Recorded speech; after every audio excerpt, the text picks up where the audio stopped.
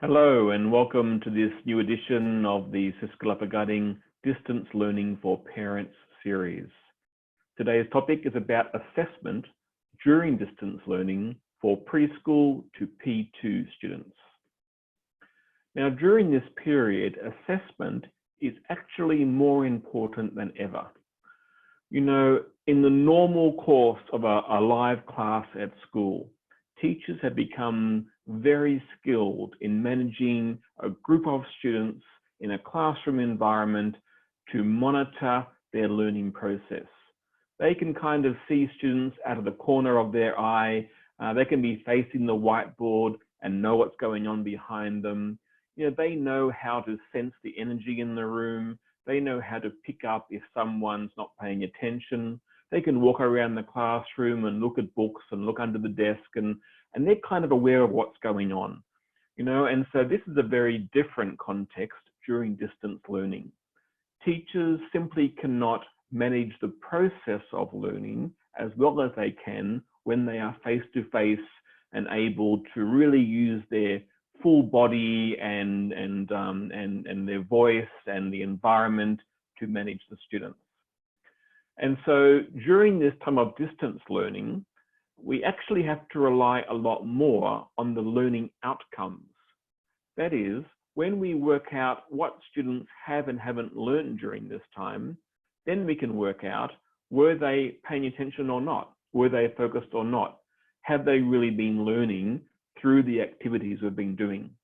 So although of course we can monitor them a little bit via Zoom calls and their submissions and things like that, the outcome of learning, the final result of learning, is more important than normal.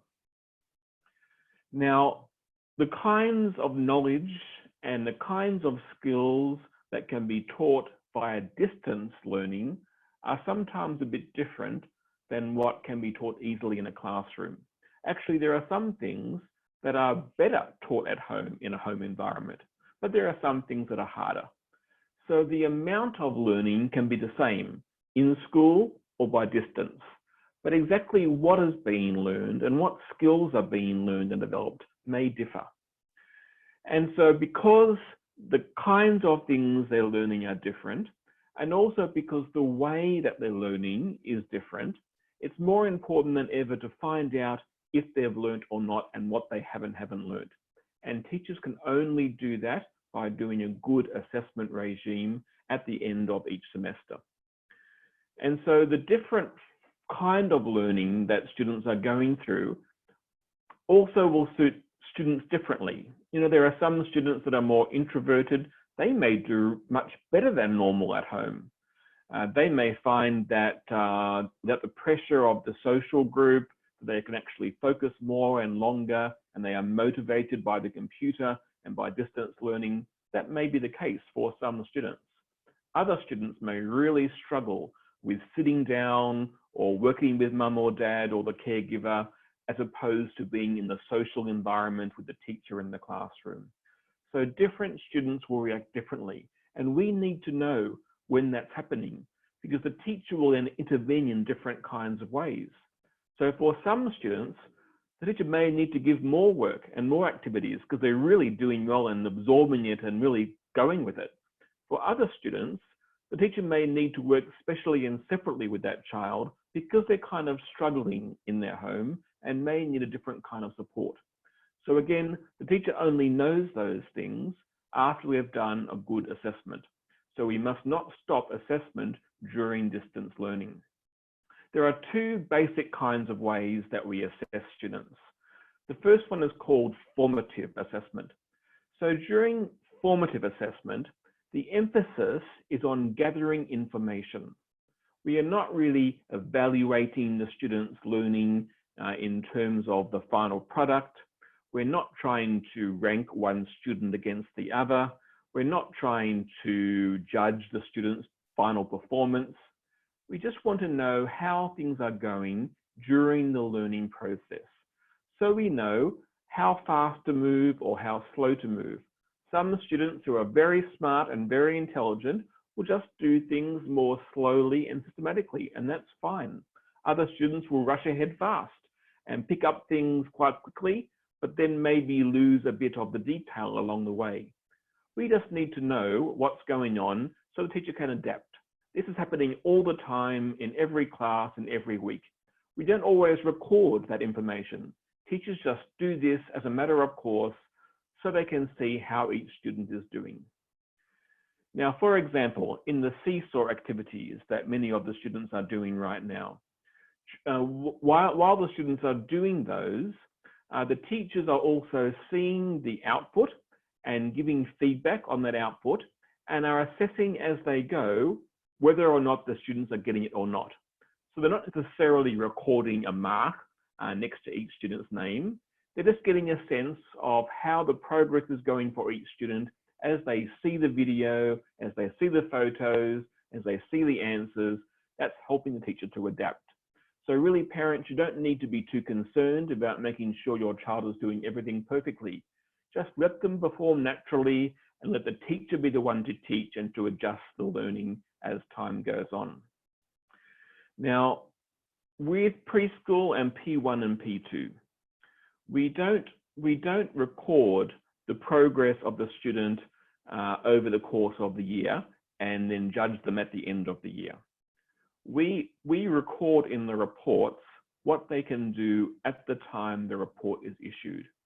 So maybe they were slower, maybe they were faster during the year.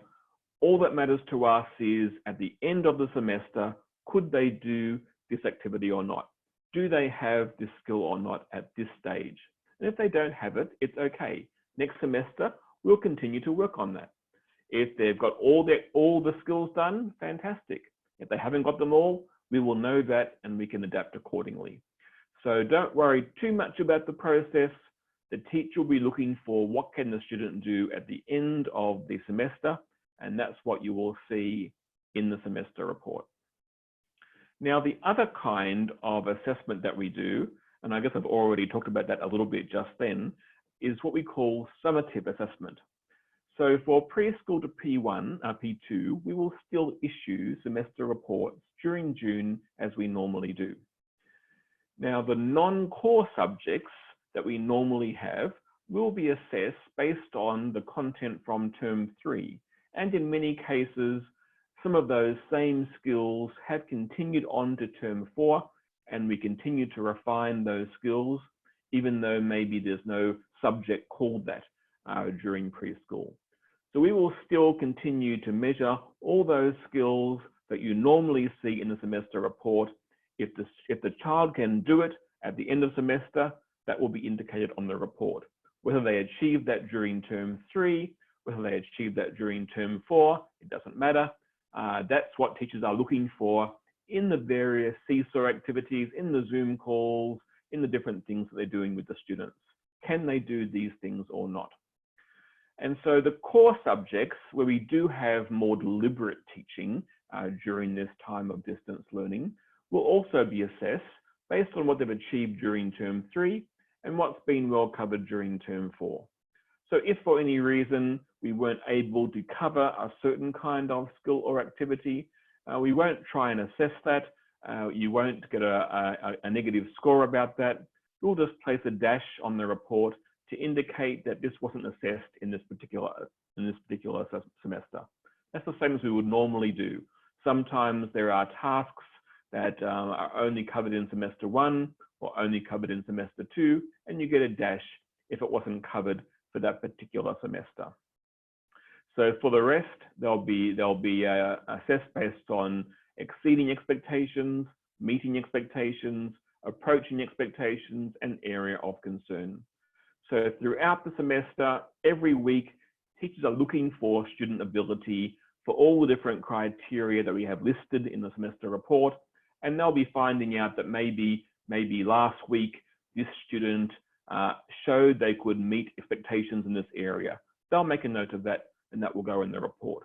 For other students, they may have continued to learn more, show a very high standard, and they will be upgraded then to an EE score by the end of semester.